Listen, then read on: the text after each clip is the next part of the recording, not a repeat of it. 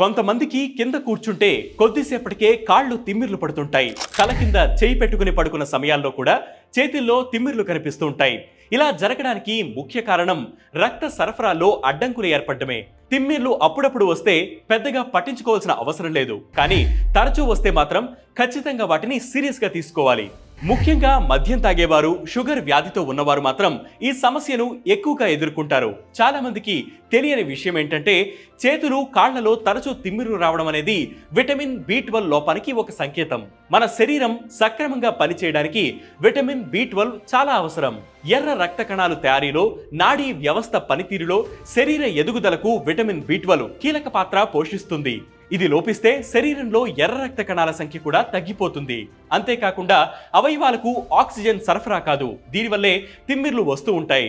ఈ విటమిన్ లోపిస్తే నరాల సమస్యలతో పాటు వెరికోస్ వీన్స్, సైటికా వంటి సమస్యలు కూడా వేధిస్తాయి.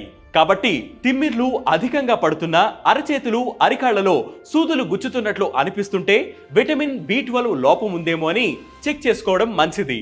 విటమిన్ B12 ఎక్కువగా ఉండే ఆహారాలను తీసుకోవాలి. మాంసం, పాలు, పెరుగు, చేపలు వంటి వాటిల్లో B12 పుష్కలంగా ఉంటుంది. తిమ్మిర్లు అధికంగా వస్తున్న వారు నీటిని అధికంగా తాగాలి, ఎందుకంటే విటమిన్ B12 అనేది నీరులో కరిగే విటమిన్. అది శరీరంలో లోపించిందంటే హైడ్రేషన్ వల్ల కూడా కావచ్చు.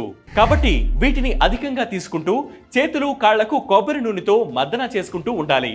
దీనివల్ల రక్త ప్రసరణ మెరుగుపడుతుంది. చేతులు, కాళ్లలో తిమ్మిర్లు రావడం తగ్గుముఖం పడుతుంది.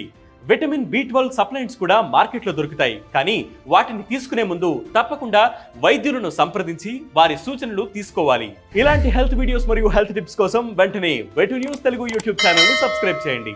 దాంతోపాటు వే2 న్యూస్ యాప్ ని ఫ్లిప్ చేయండి.